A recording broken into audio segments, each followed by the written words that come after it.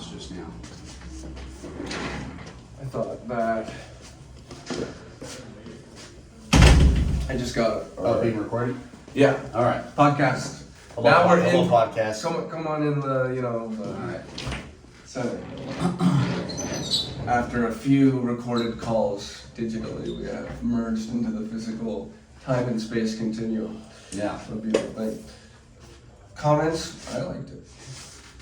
Yeah. Yeah, I've only been there one other time. I mean, I think it's definitely a nice space. Yeah, big fan of Jason Ben and all the stuff that he's doing. I was surprised there weren't more people in it. Like, it seemed fairly empty, and supposedly they have a huge wait list. But The thing that doesn't exist, which I am making exist, yeah.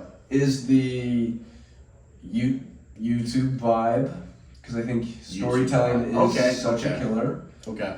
of then operating large-scale visions. So think of the War Room, Andrew Tate's type vibe of like master plan, but actually doing it. He had no master plan. I see. He didn't have builders. He wasn't actually making shit happen. Okay. So for me, all of the talk that you're talking about with and the idea of meeting people in person, I think very valuable. However, I think content is invested in because it asynchronously scales the dissemination of information in order to attract large groups of people together towards a shared idea. Mm-hmm. So it's like, for me, that's like the big kicker. And I feel like in order to get an engaged community, that's where we just left off when I decided to pull into this room, was you were answering the question of what they would do, what X was. And you said this is the counterculture movement. And the reason why then I wanted to why it made me pumped to like grab the camera was, I think those movements, they always are internet movements. You know what I mean? That's what a movement is if it becomes big enough, is into the cyberkinetic sphere. Yeah, no, I'm definitely very pro. So, final thought that just came back into my brain before I forget it. What I thought of was Channel 5 News. Okay. You seen that guy? No. You haven't? Very, very popular YouTuber. Was working with Vice originally, I think. And he did an RV tour. Okay. He would show up at like flat earth conferences, like super trippy hippie conferences, weird festivals. Yeah. Flip furries. He would go travel around to just the events of the world and he'd document people in the raw, even just like Florida beach events. And he blew up on the internet because he got clips of just the like people saying the funniest things. He was really good at standing with people and having the kind of push their spark. And so obviously it's a total different vibe when you're trying to look for people who are very salient and grounded and based, rather than a network which is based off of, that was very viral shit. But I think still in general, same thing I'm telling for him, I am already beginning to see the value of the few videos that I've made, which is like, I can share an entire vibe of what I went down, rather than spending hours with someone trying to get them to understand fully what the encapsulation of that vision was. It's like, holy shit, this is magic. And I think it's what holds back so many great storytellers. Like, I think Tom's a great storyteller. His story's been great. And at the end of the day, if it existed as a story online, where lots of people could go watch it, that would be such a massive attractor towards each step of the way, I think. Even for, people and VCs investing in that sort of thing, I think is killer. So that would be one thing I think if you're gonna do the road show, do it with a media person too. Okay. And that is interesting. I mean, I agree with everything that you said. I guess if there's something that maybe I disagree with, it's at least for myself and the way that I do things, it's just the order of operations. Like, I think for me, I probably want to hold off on media stuff. I might have someone recording stuff privately, and like maybe we'll use it, but we can decide that later. But anyway, I think for me, I want to get the first couple thousand of people by just sort of doing it sort of very privately, intimately, where I'm doing the college tour, city tour thing. And then after like I've assembled that base for the community, where it's like it's really tight knit and like it's super aligned and whatever, then just see what emerges from that, and then it's like, okay, that's the messaging that we're gonna roll with to like do the media thing and blow that up into a much bigger movement. A community is given froth to care about that thing when their personal identity becomes attached to it. And so, like any community building thing, you need to operate it with a distinct plan in order for it to stand out from all the other opportunities that all men and women find in their lives. And so, particularly on the media side, when you are meeting these people with the RV, you could be re-pitching this person and talking about the future of what this could become. And that's one way that they might align interests with this thing. And you will have some success with that.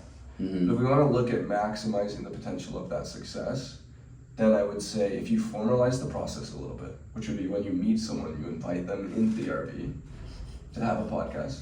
Okay. You have the podcast thing set up inside of there. This gives a strong purpose and reason to pull people. Say, we're traveling around the world asking questions. I want you to then think of 20 of the like best questions, which relates to this whole function, which kickstarts the correct conversations that you're looking for. What you could do with that is have each question be a separate Reels, Short, TikTok channel. Because people do love seeing certain questions answered by people. Like public interview stuff has always been the winning thing on YouTube and channels. They need to find their niche though. So where people fail is when they post podcast clips of different questions. The channels which ask the same question every time to a new member always finds their niche. That's how the algorithm works. It says if you're doing the same exact format, if you do series content meaning like a Dexter show that Sarah referenced with us moving to another place, he sets up a place every time where he kills a killer.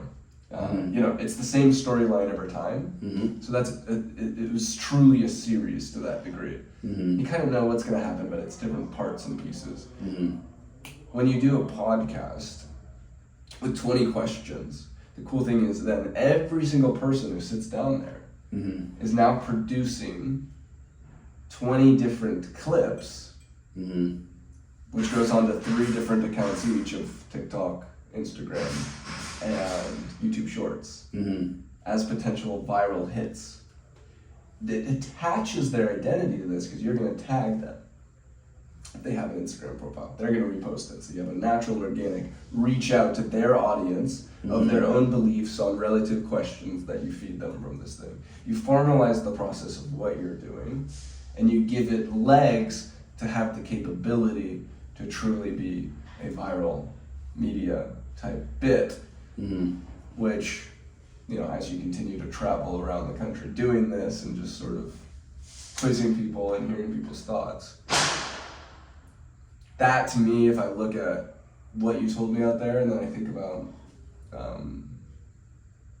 how to really like turn that into something which will excel, I think that's a formula that like, if you do that, you'll win. I like looking at things where I look at the formula of it and I say, yeah, if you just do that, if you just devote time to that, like that's gonna win. And I feel very confident. Win in what sense? Win as in have a powerful amount of positive outcome. Powerful amount of positive. I think, okay, I think one of the key things that I'm really looking to do with this is just to make like there's so many people who say like, oh, I'm building a community for this or that, but like almost all the communities suck. The people are not really invested in them. They don't actually make like meaningful, bonds through the communities, and so I think for me the biggest thing that I want this to do is just to make something that like people are deeply invested in and engaged in, and it's like really helping people, and the connections are super tight knit. Like if I could do that with even like 500 people, that would be a monumental feat for me. And then from there, it's like then try to figure out how to scale that. But I think initially it's gonna I just want to be really careful about not getting like sort of hijacked by some sort of profit motive or building for a YouTube channel too early on, because then that'll pull me off in that direction. And it's like, no, like I want to build a community that like really helps people and people love, and everyone in it is awesome and whatever, like I said before. And so it's I think all these things What are great. What is then the capability of doing that? How? The capability. Because I agree with the of doing goal. it. But what sets you apart to do that? Because that I believe is the goal. It's just me getting off my ass and like, not to say that other people won't. Well, actually, no, most of the people won't do this. But it's like, just why will people come back and care about this community over all the other options that exist in the world? Because no one else is trying to do this. It's like no one else is like, which is counterintuitive, but I think it's true. When you meet someone, what is it? Sit down with them, talk to them, get to know what they want, actually try to help them, actually like give a shit about them, connect them with other people, actually produce those offerings or perks that they're looking for that will engage them. I'd say mostly that, but it's not scalable. But I think it's a good way to lay that foundation for a few thousand people, and then from that, whatever should be scaled, I think will emerge. But I would say that set of things,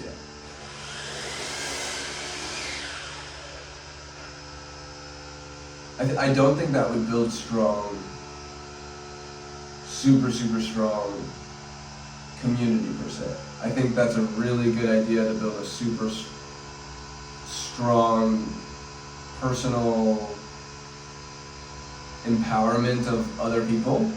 Okay. What do you mean by community? I'm not getting so I get the basis of they're very connected to you.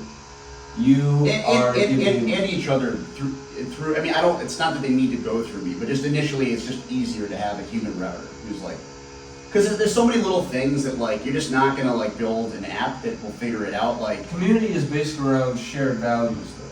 Yes. So unless you're fundamentally saying, here's why people are caring about this, what they'll care about is their capability to derive value from the mentorship that you provide.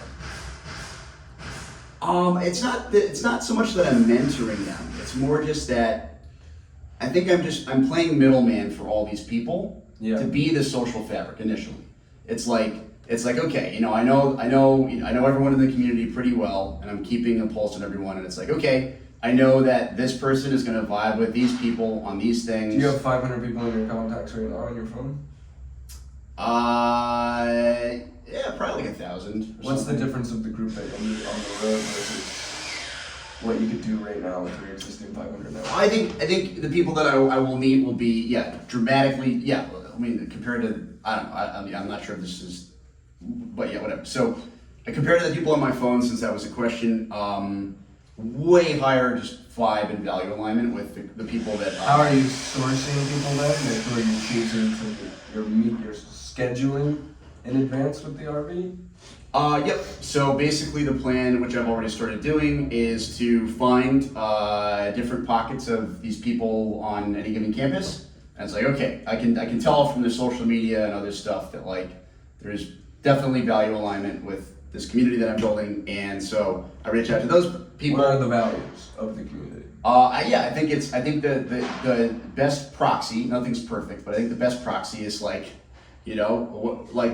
thoughts on Elon, just overall, like yay, nay, and then if it's nay, not always, but probably not a good fit.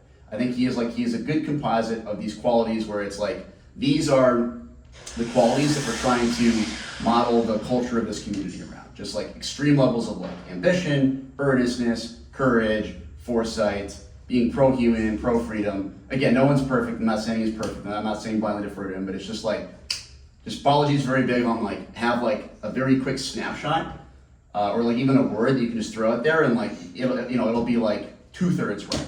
And yeah, and so for me, like that's the easiest like shelling point. There's question number one. Huh? There's question number one. Okay. Yeah. Yeah. But from a standpoint of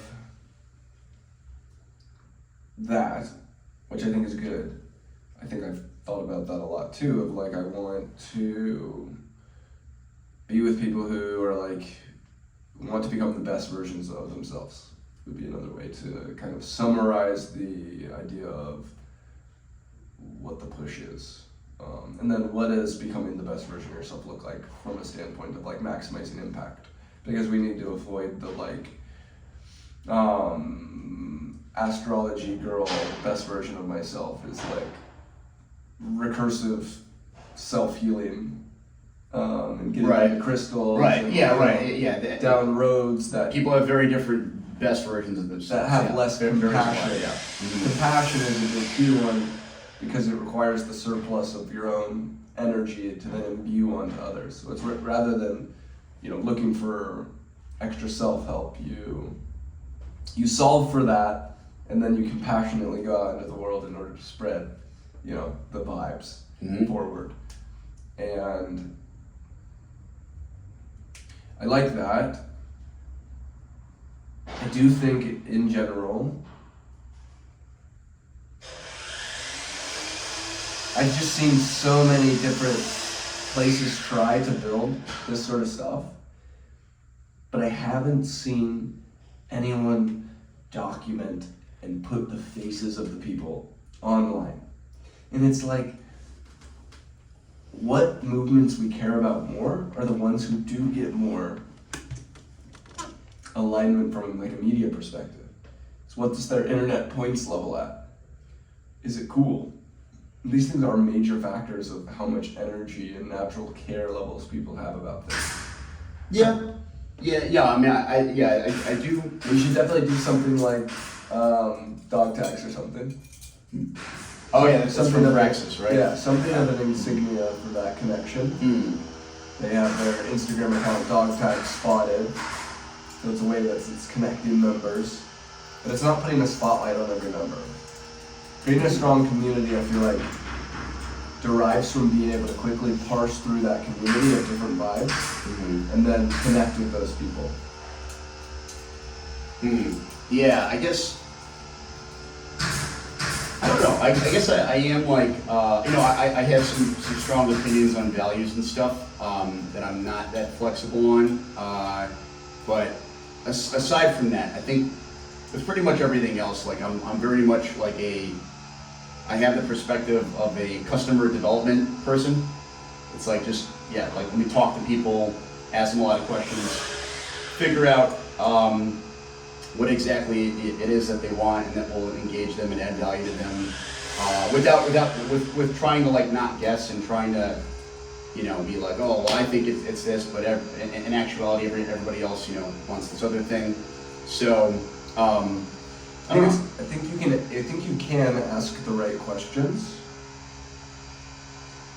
in order to bring out the best in people, or better at least, not the best.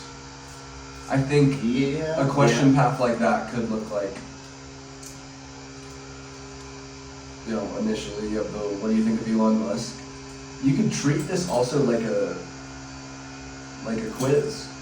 Well, it's okay. Where if people answer incorrectly, you can be like, all right, next. Well, I don't know. It's unless you're, I guess, setting up the meetings with people you know are already value aligned. That's what I am doing. So it's like by the time, at least initially, this will change as we grow and scale and whatever. But like, at least initially, when I'm reaching out to people, I'm already like 99% sure that there's like quite a bit of value alignment because the thing that I am online presence a lot of the time. The thing that excites me about certain things in my life, we both know a lot of different founders building things. All of us know a lot of different narratives and stories. It's important to understand that our own narratives and stories are being weighed in with all the other narratives and stories. Mm-hmm. And so, what I am trying to provoke here is, because I think it exists, but I don't hear it fully, is the meta-narrative that makes me go, wow, I'm extremely excited about what James is doing, and I can't wait to see how it evolves. You know what I mean? Yeah, okay, so I think And that's... so one solution to that meta-narrative that I could come up with is then, if you add this component of turning each person you're meeting up with into a 20-question interview, which then parses out into different channels, which use that series channel hack method, then asking everybody, what do you think of Elon Musk? And then just people replying. I think that channel would go viral. And I think that if it links to your bigger display of values, the sort of like, here's our culture, requested for us to visit you, or join the community, that doing a top level funnel thing, platforming the people that you're talking to and their ideas and giving them a good piece of media, that's a gift. I think all of those things add a lot to this meta narrative of your RV trip. Even farther than that, I think, branding it in some mimetic form is something that I'm just now looking back at, because a buddy of mine just launched a token called Love. Okay. Just meme tokens are back. And I don't think there's enough meme tokens are just community. It's a community of people who are betting on this community growing. It's basically just a quicker way to build a secondary market of a company. You IPO instantly. With tokens. And then it's publicly traded shares. But the shares are faith-based in the community, rather than connected to some revenue, which is how early stage startups is anyways. There's no connection to profitability, it's all storytelling, future potential. That's somewhat of an interesting thing in the meme space. Is I really like the Giga or Sigma type vibes that are going on online, which is really the strength, courage, virtue, all the strong values. Okay. I haven't, we had Dogecoin blow up. Just Peepcoin was the one that kickstarted this new meme coin revolution. And we have, I think Giga Chad right now is the third biggest meme on the internet today. Either of you, do you guys think there's a bigger meme? In third place of meme space? I don't know, I'm not super well versed with internet culture? Yeah. I'm deep on internet culture. Yeah, I don't. I'm a big internet culture consumer, I guess. You're like the biggest. But I study it, I don't consume it. You know what I mean? No, you definitely consume it. If you're studying it, you're consuming it. I wouldn't classify You're myself. subconsciously consuming anything that you study. 100%. There's consumption happening. Yeah. But more like a professor studying books than me scrolling on shit, Right. Yeah, It's I stay up to date for sure with what's conscious consumption. what in internet land is cool. That's what I call it. Yeah. I look at what in internet land is cool, what is working, how are people forming and growing things. Because internet land is crazy powerful. That's... What was your friend's purpose behind launching the coin? Love? Yes.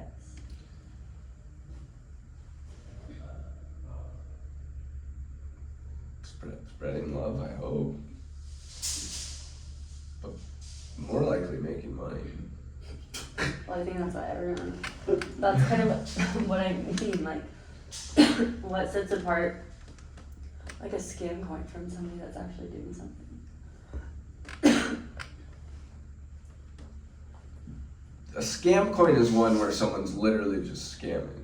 If they like. But it's like what's, I guess a better way of saying it is what's preventing everyone from not just launching a coin. What do you mean? Like, why wouldn't everyone just go and launch a coin if it's like this easy thing?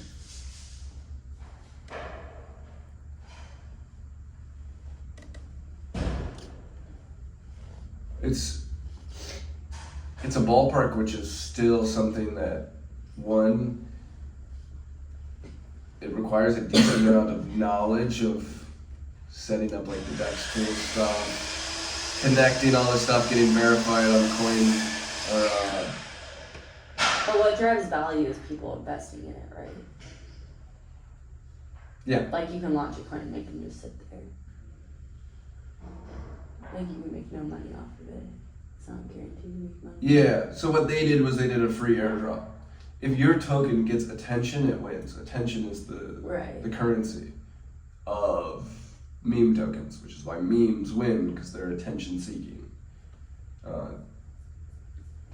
It also propagates the underlying vision of the thing. Bitcoin was a religious token. It was a group of people who really believed in getting off of the central banking institutions. And that's how it grew originally. Most people know Bitcoin as an investment asset today. So a lot of the meme tokens don't have that religious component. I wish they did. Because I think once you combine those two things, that's the most powerful token that you could do. True community around true values that they're really into. A true ecosystem, you know? I don't really know much about crypto, but my sense of most of these coin things is that, just like a lot of scammers. Yeah, that's kind of how I feel about it. Yeah, a lot of scammers. Very maybe there's some. I don't know the space that well, but like maybe there's some that are genuinely about the community or mission. But I think most of these are scams, trying to make money real quick, and doing it in sort of like a joking way, like oh haha, we're buying this coin that's like this meme or this dog or whatever, with this funny name. I don't know.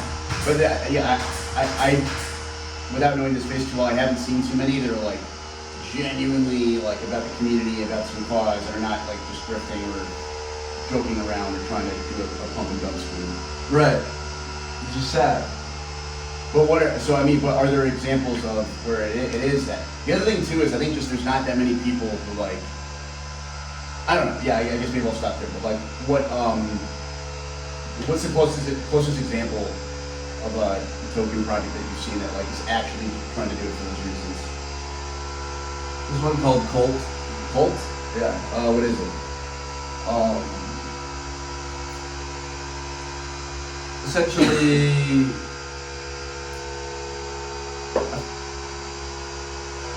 saw it like 6 months ago and couldn't fully get the vision again. But they were big on a media arm, and really, people were super invested in the community. Okay. When the whole crypto market died a lot, they stuck because they were less of an investment. The more religious you are, the more faith that you have, the less attention-based you are. Okay. The mimeticness of something, or how much attention it gets, is the inflow of caring. People care just because it's viral in the moment where they see it. Mm-hmm. Then it's an idea of keeping people interested, keeping people caring about this thing. What does this thing represent? For the most part, no one has really built something that is strongly represented by a true, vision. Mm-hmm. That's a lack in general of most communities today too. Sorry, so for the cult thing, what's the draw? Like what's the ethos or like the mission? That's what I sort of forget. I saw it like Well, we'll look 6 at months ago, it. 8 months ago. Cults. And at the time I just remember seeing it as a very strong community, really good media. The community was creating the media. There's a little bit of the Anon vibes. I feel like cult DAO, is that it? Yeah. What is it? What is a decentralized venture capital platform? Okay. Yeah. The purpose of cult is to empower and fund those building and contributing towards our decentralized future. Okay. Our society is built to make it as difficult as possible to break away from societal, economic, and other norms. Okay, yeah. Fight against centralization. I mean, yeah, it's basically, it's the, I mean, that's the whole promise of like decentralization space in general, right? It's like, promoting freedom in general and not being as tied down to any economic system. And so their meta-narrative fails because they're not attached to the bigger vision. So what are some of the most successful meta-narratives that you've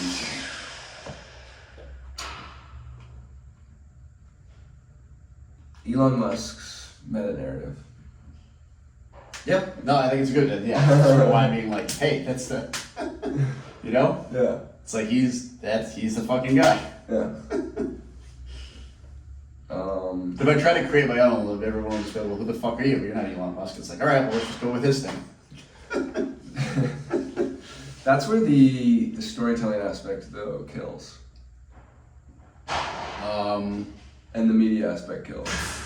It's like Andrew Tate, for example, someone who did a good media hack and became the most famous person on the planet. Most searched. Yeah, he's up there. Yeah. He was the most Googled person on the planet for quite a while.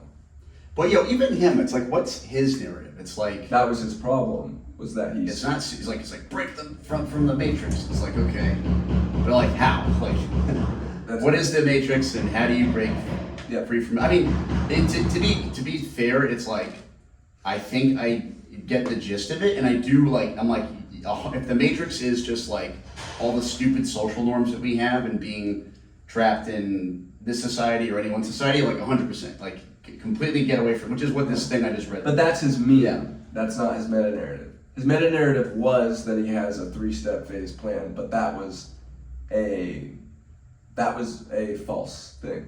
Okay. He represented himself as having some big plan to. So could you define meta narrative? So the overarching narrative that all actions are really feeding back towards. That okay. I mean, I feel like a lot of people actually So don't SpaceX, have, the bigger meta narrative is expand the scope and scale of consciousness, make humanity a multiplanetary species. Okay. And yes, you're correct. Most people don't attach themselves. Very few. Yeah. And I think that is fundamentally such a massive moat for a community. Can be. I mean, yeah, it can be. I definitely think it's hard to do. Well, it's the question of when you learn about something, you then question to yourself, how much should I care about this thing? How much do I even want this thing to win? Mm-hmm. How strong the meta narrative is the capability to pull people towards the maximum level of care. Yeah, so I feel like with Elon, it's like, I've heard him say his meta narrative before, like expand the scope of consciousness. Yeah, scope and scale of consciousness. So that's the top one, and then that's the top level. Then making humans interplanetary is right. It feeds into that. SpaceX is then the feed. Yeah. Right. So yeah. Okay. So so I've heard him say that. I mean, to me, I think the thing though is like I think the highest one about expanding the scope of consciousness is, I think it's like pretty abstract to a lot of people. Correct. And so I think.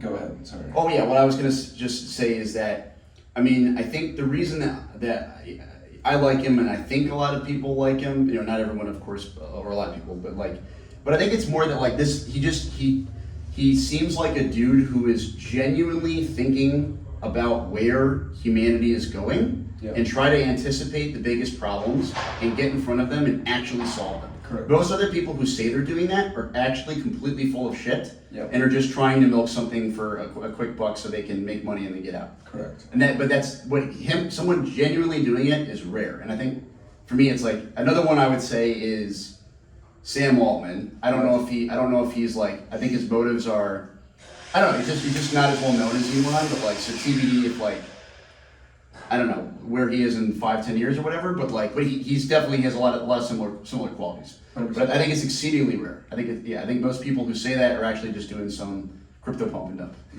Yeah, totally agree. Yeah. Would you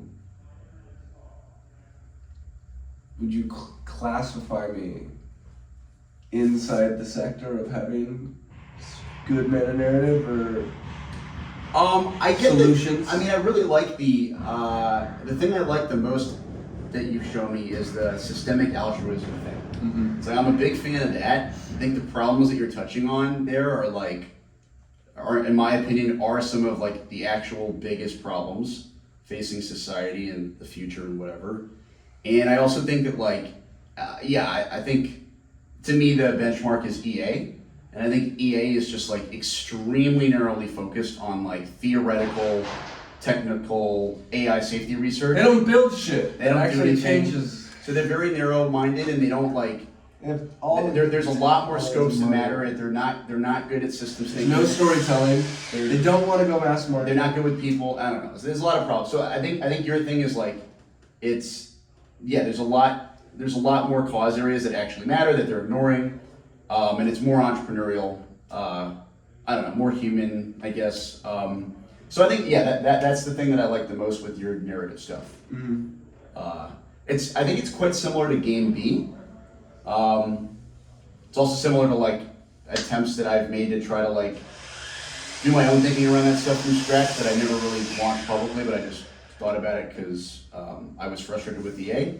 But yeah, I'm a big fan of that though, and I think that there should be a movement around that. And last year I didn't really get anywhere, and it's probably not the best fit for me. But I was looking at I want to do an EA movement building thing for that, just more systems thinking. We're not obsessing about only AI technical safety that's may or may not have any value in 10, 20 years from now. So I don't know. So just a lot that EA is not appealing to, but we need people working on. Right. Like the stuff on your website. I forget recommender systems. Yeah. That's a huge problem. 100%. That's gonna feed directly into what happens with AI, and it's fucking everyone up today. That's the core It's for the EA. It's stuff. why is EA not doing anything about that? 100%. It's insane. They're all about Yeah. AI alignment. AI is misaligned Yeah, today. exactly. Yeah, The they're still majority aligned of today. all the world's information is being subjected by a soul-sucking demonic algorithm, yeah, which yeah. is cycling So us into polarity and divisiveness. Yeah, so this is a real problem that exists right now, and it's gonna get 1,000 times worse with future AI alignment if Right. we don't fix it today. And by myself, how many EA people are working on this? Right. 0. How much EA funding is going to this? 0.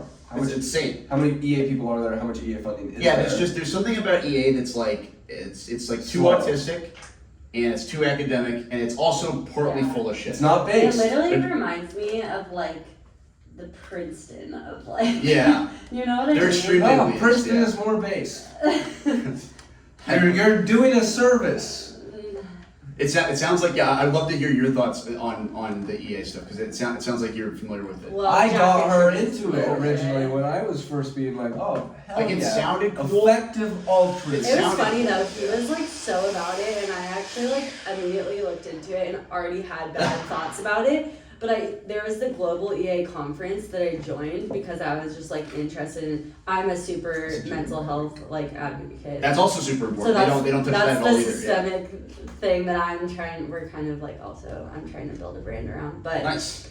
I joined a mental health panel at that, or not, I wasn't on the panel, but I was listening to these people, and I was just this, I don't even feel like they even touched on the actual basis, the source of mental health issues Yeah. at an EA conference, which was just really fascinating for me to listen to. It was I just thought it was just interesting overall, and I just didn't really agree with some of it too. I think That kind of turned me away from it. Vibes. Yeah, vibes were way Vibes off. were low. Yeah, it's they think that human psychology, mental health, consciousness, and slash qualia, and research in drugs and stuff. They're stuck in the materialist bullshit. Yeah, and research around incentive structures. They think all of these things are irrelevant. It's you guys are out of your minds. Yeah. Yeah. It's if you don't fix those things, then everything else breaks. Right. It's it's a system. It's Totally. systems thinking. I don't know. Yeah. So, but yeah, I've talked to hundreds of these people, it's like talking to a wall. It's like they do not get it, and but these things are super important. Schmachtenberger, I think, is pretty good. Reese Lindmark, the Game B people. Schmachtenberger did a thing with Tristan Harris. Yeah, Tristan Harris is great. He's great. Yeah. Of like the recommender system thing is the core driving problem of all problems in the world today. I can see it. Which I can see it. I have done my own thinking on the nature of the opposite of that. Obviously, I have the apps out of the fix. Oh yeah. Here's one thing that's toiling in my brain more recently, which I just want to bring up. Yeah. What is a good God other than an extremely powerful empowerment algorithm for everyone? Well, I guess empowered to do what? Because they could be empowered to like Become their highest selves. Would be Well, that's it. Well, it's what is their highest self? yeah. It's like to some people, the highest self is like maximizing. I don't know, like how many like oil rigs I have. It's like if I have the most oil rigs, I've achieved my highest potential. But it's like, well, that has some serious externalities for the world, right? So it's like, I don't know. So I just think it's a super deep question. But like, what is that?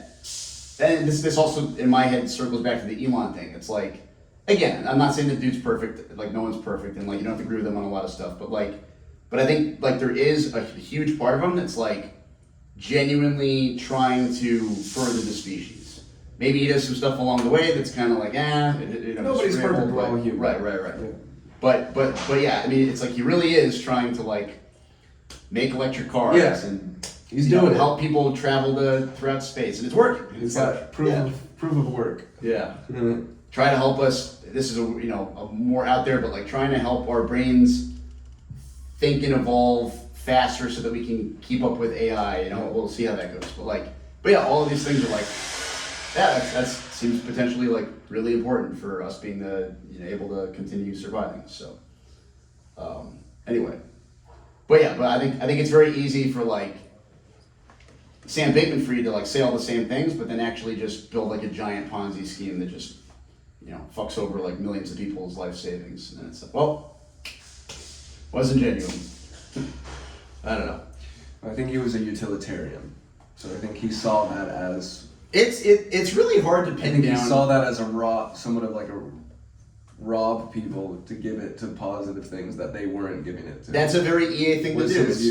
It's utilitarian. EAs are basically utilitarian. I mean, it's like so this is another thing that I think that the EA community like really. It's like it sounds good, but it doesn't work in practice. I think really trying to boil a system down to like, okay, here's like the exact answer. Yeah. It's like here's the diagram. Here's like the code or the math or like they really want to do that. But I think it's like we're just not there yet to like be able to do that. And they have no meta narrative. Maybe I don't. But it's like I think vibes are like I really like EAs hate this, but vibes say a lot, and it's like I'm more so going on. Well, not just the vibe, but like the vibe and the results of Elon. I will take that over any sort of bullshit academic theory that an EA will wave in front of my face and say, if you follow this will save the world. No, it won't, because Bankman-Fried did it and he destroyed everything. So, I mean, that's only one example, but like that's how they think. It's like, if you can't break it down into like logical proofs, like I want nothing to do with it. And it's like, okay, well, you're gonna be running in a circle for that, because that's not how the fucking world works. Yeah. Right. It's like, Their best solution to spend money is bed nets. yeah, it's a lot. This is a symptom of bigger core driving problems of the world. Unless if we only focus on the symptoms and not the causes. I think it's that's like giving antidepressants to a person. They're giving antidepressants to the greater human organism. Maybe rather than antidepressants, you could call it Band-Aids. That's more like Band-Aids because it's saving cells of the greater organism. But if you have an infection, Band-Aids aren't going to do the trick. You need antibiotics. Antibiotics are fixes to the underlying nature of the system, which right now our nervous system or... Antibiotics cause their problems. From a health. Yes. And this is where the metaphors break down. Exactly. But it does its job at displaying the fact that solve the underlying core problem and don't focus on the symptoms. I think EA is just a product of like the same sort of like neuroticism and arrogance that school like pushes so hard on people. Yeah. Like everything in school is like, if you just know enough, if you just think enough, if you just have, you know, all your mental models perfect, like, you know, you can solve everything. And it's like, no, that's not how everything works in reality. It's like, but it's beaten, like it's so like ingrained in everyone. That was well said. EA is a product of that. Yeah. It's like that's the core idea, and it's like that idea is a lie. It doesn't fucking work. And like, look at EA's results. They've been around for a decade. They've done a couple of things. They brought more attention to AI being a really important thing. I think that is a win. Aside from that, it's like, what have you actually done to make things better? Debatable if it's even net positive, which is like horrible for effective altruism. It's like, it's not even clear that you've had a positive impact on the and world. how much money they have. Yeah, and billions of dollars. It's like, so this is a failure. Crazy. Meanwhile, we have one person, Elon, who's like built an electric car that's commercialized, solved private space travel, co-founded the leading AI company. Like, has human robots walking around right now. Yeah, has that. He bought Twitter and like opened that up for like a public forum. He's building a brain computer interface so we can co-evolve with AI. It's like, we have this one guy doing like literally 1,000 times more than an entire movement with like $10-20 billion. I don't know. I think that really speaks to just like how ineffective it is. Mm-hmm. So anyway, but I could rant about this for a while. So 6:45, food. Yeah. Tom should be How done. did you guys meet? How do we eat Twitter? I think, right? On Twitter. You said that. I was about to reach out to you. What was it on Twitter that worked? I think so. I'm pretty proactive about like, and I think you are as well, about trying to find people and Find the others. find the others. That's Yeah, his number one. I like that slogan. Find the others. Find Yeah. the tribe. Yeah, 100%. Execute a plan. Oh, But really? yeah, the cola thing. But anyway, I was about to reach out to him because I was like, oh, he's trying to sort of like campus for like even better version of effective altruism. And I was like, I was trying to do that. So I was literally typing him a message and then he beat me to it. He was like, okay, we gotta talk. I was like, yes.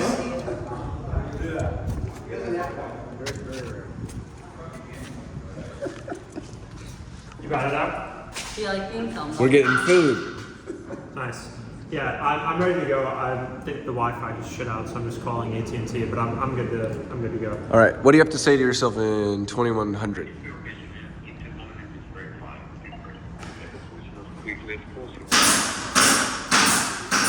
What was that? What do you have to say to yourself in 2100? Jack, what's your actual last name? Yoshinowski. So your brother is also in Praxis. Yes, Okay. yes. So I was like, you guys kind of look alike. Yeah, I saw the name in email or something. I was Really? like, oh, that's his real name. Yeah. Yeah. I don't know your brother, but I've seen him in Praxis. Yeah. Yeah. Makes sense. What's your brother doing? He's at Modern Intelligence. What's that? AI defense. Okay. Yeah. Cool. They got a government contract. And he writes about the Butlerian Revolution. Have you heard about that? Butlerian Jihad. Oh, that I've heard of. I forget what it is, but I've heard of it. It's the rise of man against the machines. Okay. Where's he based? Austin. Okay. Where's he based? Internally. Yo, do you want Indian food? Dude, I've had enough Indian food. While I'm here, I'm not getting Indian food. It's way better in India. Literally all they have in India. Go to India, you just eat. Not in Mumbai. I eat Indian food every day. It's the same thing every night. Hell yeah. Oh, you would love India. Love it. Yeah, I eat the same Indian food every night. There's a fire restaurant called Burma Love. We can go there. Cool. Tom, what do you have to say to yourself in the year 2100? The people want to know. Hopefully AT&T fiber is long dead by then. You heard it here first. I hate AT&T fiber. Hold on. Just FYI, your bag is open. That's how you lose everything. What do I have to say to myself in 2100? You might ask. Well, Let me tell you. So, we made it! Woo!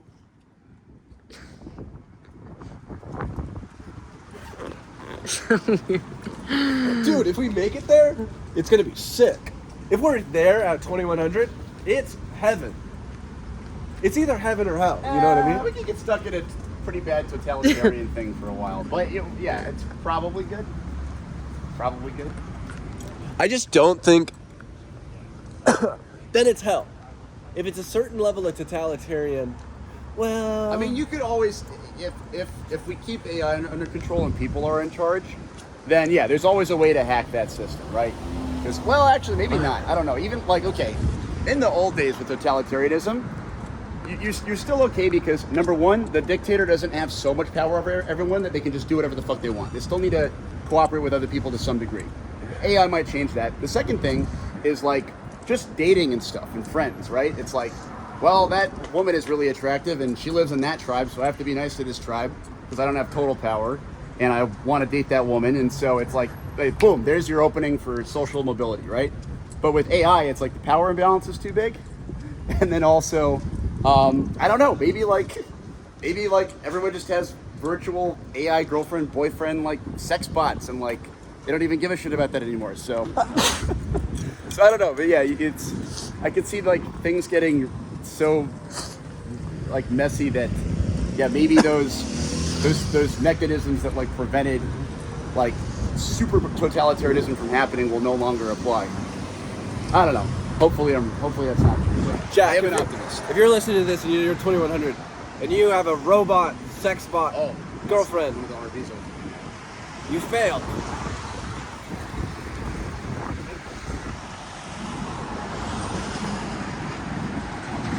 Unless Sarah's a robot. Are you cold?